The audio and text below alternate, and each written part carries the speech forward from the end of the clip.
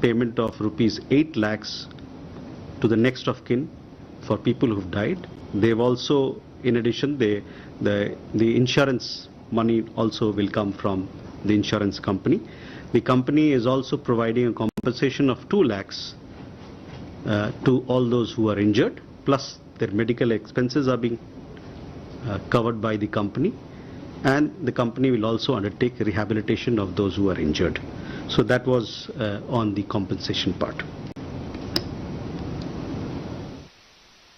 Abhishek, on Kanishka bombing, we have told you that the question of political space being given by Canada to extremists, to people who advocate violence, people who advocate anti-India agenda is the real problem, and therefore we have time and again been insisting that the Canadian authorities take strict action against them.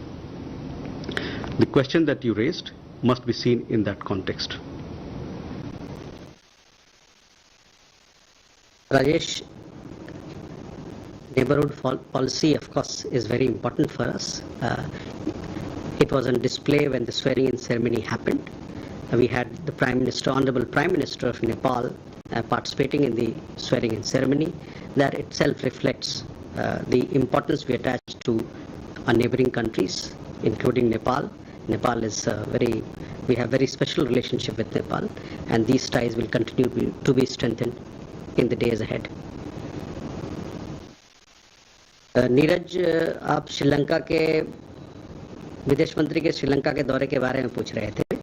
तो कल का दौरा रहा उनका, एक दिवसीय दौरा था, लेकिन पिछले कुछ सालों में ये 5वां दौरा है विदेश मंत्री का।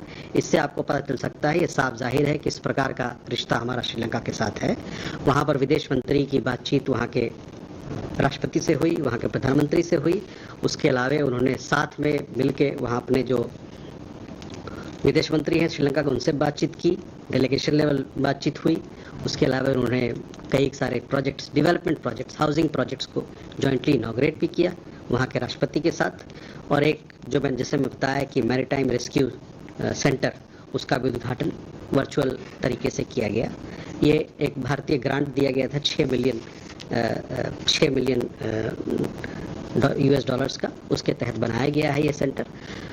विदेश मंत्री यात्रा के दौरान वहाँ के पूर्व राष्ट्रपति से भी मिले।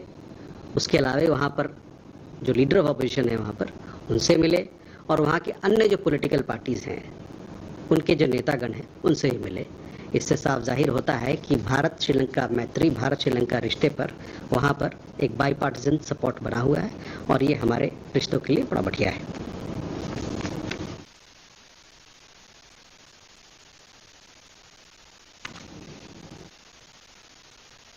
Rishi, a question regarding Prime Minister's visit. We will let you know of the visit as and when these things are finalized. As you know, we announce these visits closer to the date. It's still some distance away, so we will come to know of our participation as CO. Reza, on Nikhil Gupta, he was extradited to the United States on 14th of June. We have so far not received any request for consular access from Mr. Gupta, but his family has got in touch with us, and we are in touch with the family members, and we are looking at the matter as to what can be done on their request.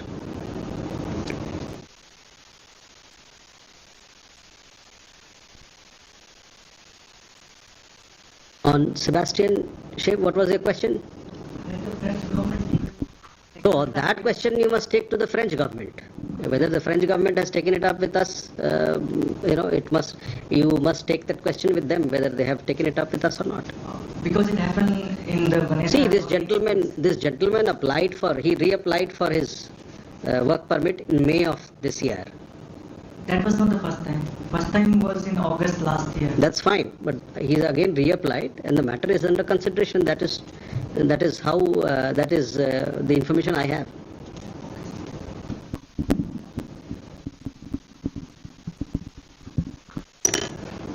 Gautam, sorry? You said he was denied. But he's again reapplied. So the matter is under consideration. No? So you're saying that he was denied? As far as I know, his application, he has reapplied, and his reapplied application is under consideration. But his previous one. He had made an application. There may have been other issues, I don't know. But his application, he has reapplied for journalistic permission. If you look at his letter that he's put in the public domain, it also says that he has reapplied and it is under consideration. He also thinks that it will be granted. Please have a look at his letter. You know, we have this tendency of going overboard without going into details of what the literature is in the letter. So, sorry, Gautam, your question regarding the visit, the state visit of Prime Minister of Bangladesh is to happen. She's to arrive shortly.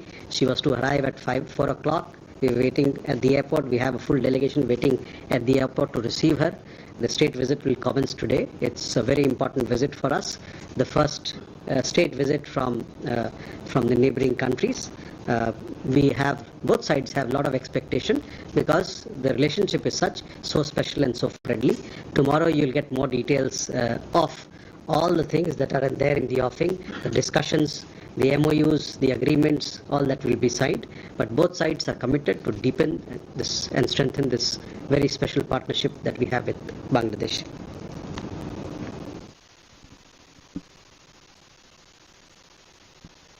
Yeah, please. Thank you. Awai Lawat from Sana. Actually, my question is regarding yesterday's President of Russia, Putin, was speaking of reviewing the nuclear doctrine of Russia, especially following the dismantling or all the agreement of the United States. Do you have any comment on this? And if India is in the near future also thinking of reviewing its nuclear doctrine? Thank you. Okay. Thank you. My name is Keshav. I'm from The Print. My first question is regarding the visit of Sheikh Hasina. Is there any movement on the tripartite power pact with Nepal and Bangladesh, and is that expected to be discussed tomorrow?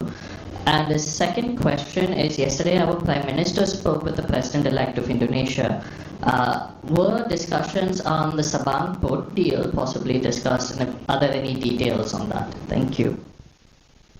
So Keshav, first on the visit of Bangladesh Prime Minister. The details of the visit you will come to know tomorrow.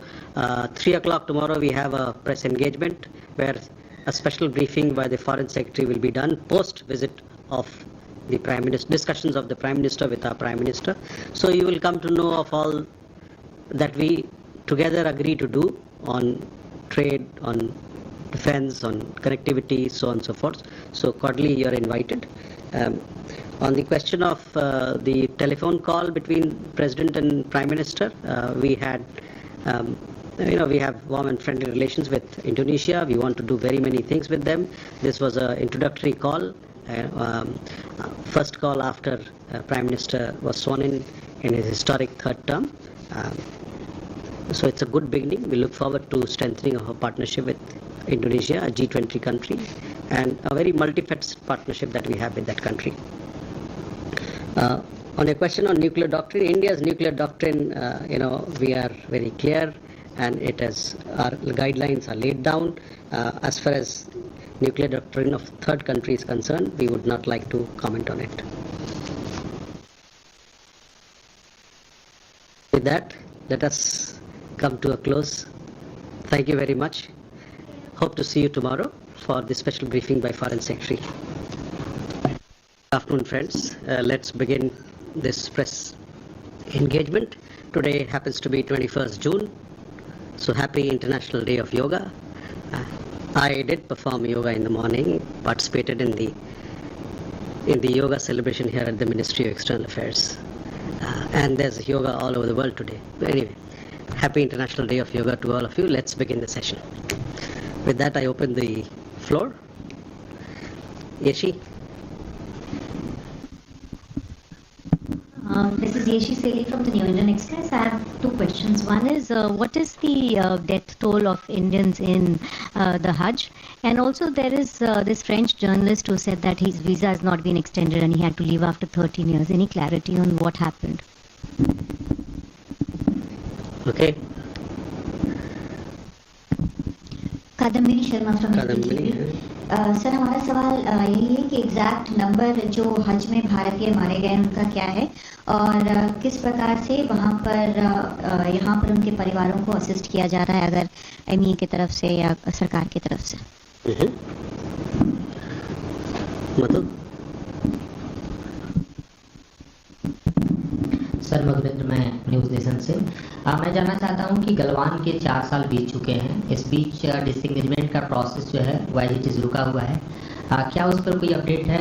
Back channel से India और China के बीच कुछ बातचीत और कोई हम नया break through देख सकते हैं आने वाले दिनों में? Sir, Siddhant from Beyond. My question is on the Canadian Parliament. They honoring Niger, who is a listed terrorist here in India. Your reaction? And my second question is on China. There have been reports of China keen on the direct plane service. What has been the Indian reaction on that?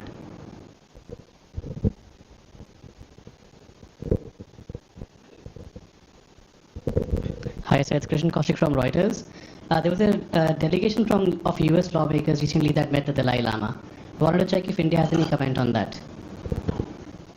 Okay. Any more questions on the US delegation so that we can all answer it together? Please. Uma. खासतौर पर sir आपका ध्यान चीन की तरफ से आने वाले बयानों की तरफ खींचना चाहूँगा, जिसमें उन्होंने जो कोर इंटरेस्ट्स हैं चाइना की, उसका ध्यान रखने के लिए अमेरिका को कहा। और ऐसे में जबकि वहाँ धर्मशाला में भारतीय विदेश मंत्रालय की तरफ से या हमारी सरकार की तरफ से कोई मौजूद नहीं था, क्या जो बयान है नैन्सी पेलोसी की, उससे भारत अपने आप को डिसोसिएट करता है?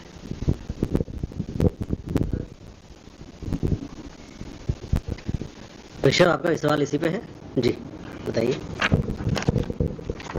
Good evening, sir. Rishabh from Times Now. Sir, the congressional delegation also met External Affairs Minister as well as the Prime Minister. If we can have details on what was discussed, and also India's stand on the statements made by Nancy Pelosi, the former Speaker of US Congress.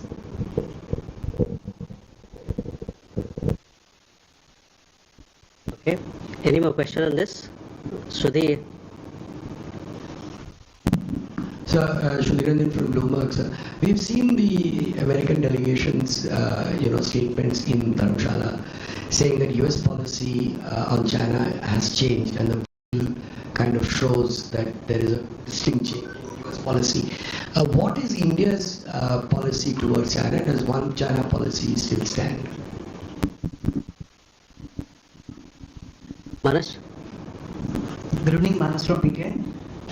Dalai Lama's succession is becoming an important geopolitical issue. Almost all the major powers have spoken about their position, including US. So what is India's position on Dalai Lama's succession? Thank you. Okay. So with that, we have rounded up the questions on the visit of the US congressional delegation, I hope. So let me begin with the first, with answers to the question on US delegation which visited Delhi and Dharamshala recently. It was a 7-member congressional delegation which visited India from 16th to 20th. It was led by the House of Representative, Chairman of the House Foreign Affairs Committee, Representative Michael McCall. They visited Dharamshala, as you know, on 18th and 19th, and thereafter they also had a meeting with a call on the Prime Minister. They also met External Affairs Minister and the Commerce and Industry Minister. Various aspects of India-US Comprehensive Strategic Partnership was discussed in the meetings with the Prime Minister and with External Affairs and Commerce Minister. More on that you would have seen. There's a press release also which was issued after the call on the Prime Minister, so I will refer you to that. As far as the question of Dalai Lama is concerned, I would like to reiterate what our position is. The Government of India's position on His Holiness the Dalai Lama has been very clear and consistent. He is a revered religious leader and is deeply respected by the people of India. His Holiness is accorded due courtesies and freedom to conduct his religious and spiritual activities. As regards the statements made by the US delegation, I would say that you take your questions to them, because they'll be in a better position to answer as to what they mean by it and what it is for them to answer these questions. So with that, I'll come to other questions. Yeshi, to begin with yours. Death toll in Hajj. A large number of Indian pilgrims visit Hajj every year. This year, 175,000 Indian pilgrims have visited Hajj so far. The core Hajj period is from, I think, May 9 to 22nd of July. So far, we've lost, or there are 98 Indians pilgrims who have died in Hajj. Sorry? Okay. I'll repeat let me get the figures right, please.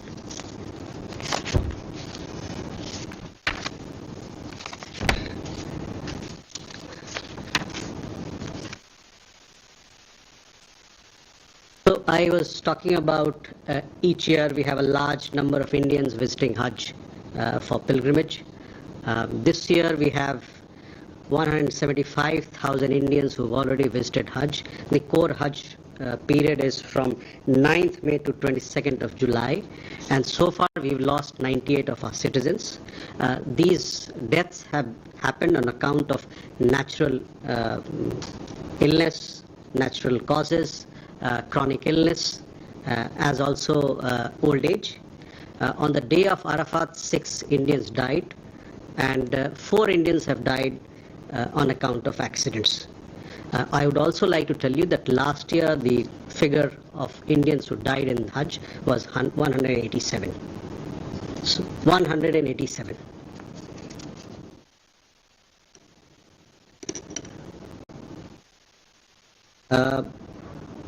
To answer कदमनी आपका सवाल कि हम लोग क्या कर रहे हैं, वहाँ जो हमारा हज मिशन जद्दा में है वो बड़े पैमाने पे काम करता है.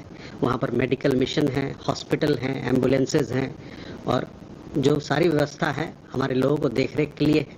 और जो भी वहाँ पर कुछ इस प्रकार का हादसा होता है, हम तुरंत उनके परिवारजनों से, लोगों से मिलते हैं, और जो भी कार्रवाई की जा सकती है वो काम हम लोग करते हैं.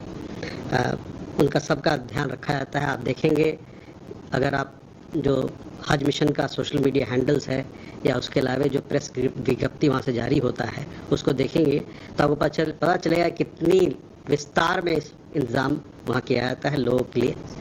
इस बार सुना है कि चूँकि बहुत गर्मी रही और ख़ासकर अराफात के दिन, जिस दिन जो वहाँ पर जो लोग ज़्यादा श्रद्धालु आते हैं, काफ़ी लोग उस दिन हीट वेव के कारण हताहत हुए. कई एक दूसरे देशों के लोग उसमें हताहत ज़्यादा हुए.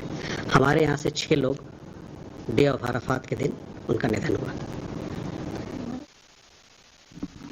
So on the French journalist, yes, Mr. Sebastian Farsis, he's an OCI card holder.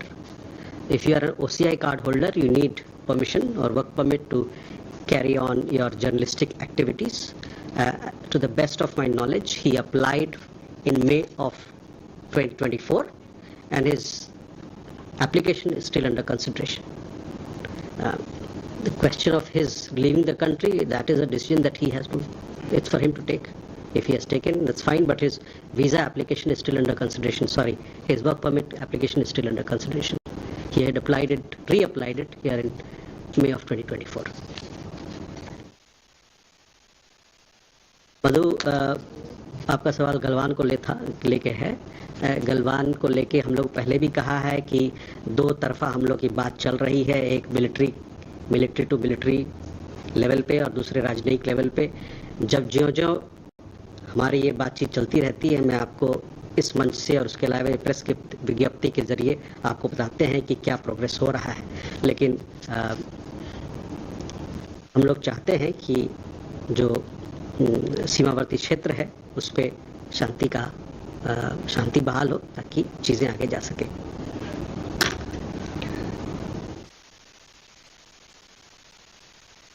Siddhant, your question regarding Canadian Parliament observing 2-minute silence. See, we naturally oppose any moves giving political space to extremism and those advocating violence. So that is our position on this particular issue that you raised.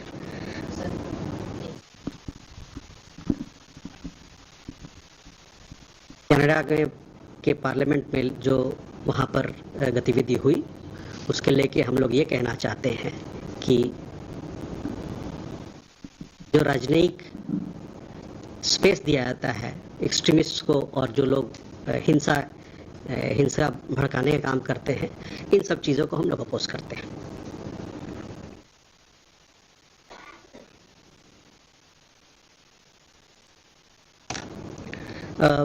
Siddharth, also to answer your question regarding economic linkages, business, etc.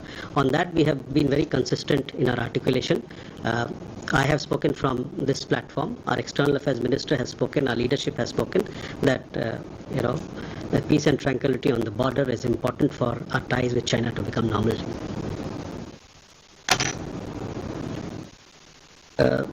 Krishan, I did answer your question.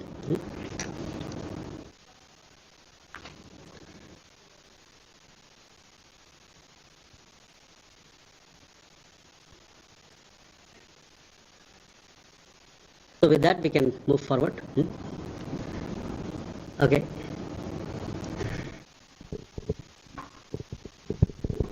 Hi, Samira Hussain from BBC. Yes, Samira, please. Hi.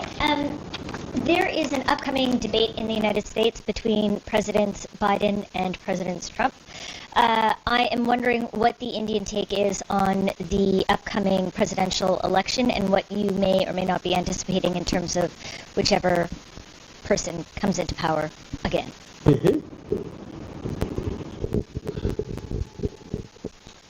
Yeah, Reza. Reza from Hindustan Times. Following the deaths of 2 more Indians serving with the Russian military, India had asked for a verified stop to the recruitment of Indians. Have we heard back from the Russians on this? Do we have any figures of how many Indians are actually serving with the Russian forces and how many have asked to come back? Okay. Shruti. Sir, Shruti Ranjan again, and thank you for allowing me another question, sir. Sir, External Affairs Minister was in Sri Lanka. If you could give us some more details on his discussions, because he met a lot political leaders across the spectrum. Also wondering, did India raise the Kachitibu issue, which we saw being raised a couple of weeks ago? And therefore, what was Sri Lanka's response?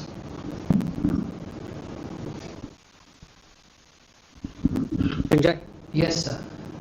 So, in these last few weeks and more than one dossier on Khalistani terrorists have been given from different sections of the government to Canada. Have we got a reply? And if there is a reply, what is it? Manas? Manas from PTI. Since April, we have seen media reports in the Australian media about expulsion of Indians, unspecified number of Indian spies from Australia, since the reports of list of spies came out in 2020. So could you verify whether 4 Indians have been expelled by Australia as reported by the Australian media? And has there been any reciprocal action by India? Have we also expelled any Australian personnel operating from Delhi since Australia expelled our personnel? Thank you. Okay. We'll come back. Samira, your question on the debate. Well, the United States is a democracy like India is a democracy.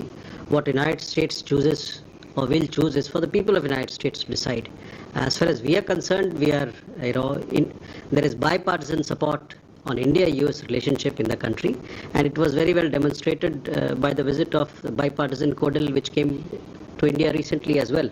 So that is how we look at it. It's for the people of the United States to decide what sort of democracy, what sort of political formation they would like to have as a government. Reza, your question on the 2 deaths. we have again taken up the issue, and we have been continuing with this process. We are engaged with the Russian authorities both here in New Delhi as also in Moscow, so that people who are serving in the Russian army, they can be released and repatriated to India as possible. The number of people who have contacted us so far, as I told you earlier, is between 20-25 people who contacted us because as they wanted to be released. Of those, 10 people have actually been released and repatriated back to India.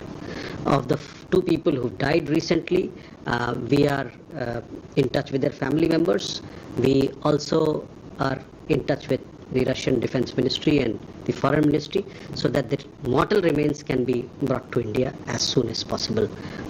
On the verified stop, yes, we had sort of verified stop to recruitment, and we have taken up this issue with all sincerity with the Russian authorities, with the expectation that they are going to act, and action will be, it's a matter of utmost and deep concern to us, and the Russian authorities will act on it soon. On the Sri Lanka visit, External Affairs Sri Lanka yesterday. This was his first bilateral visit to any country after being sworn in as External Affairs Minister yet again. We had given a press release yesterday, which I would, it's a detailed one, which I would urge you to have a look at.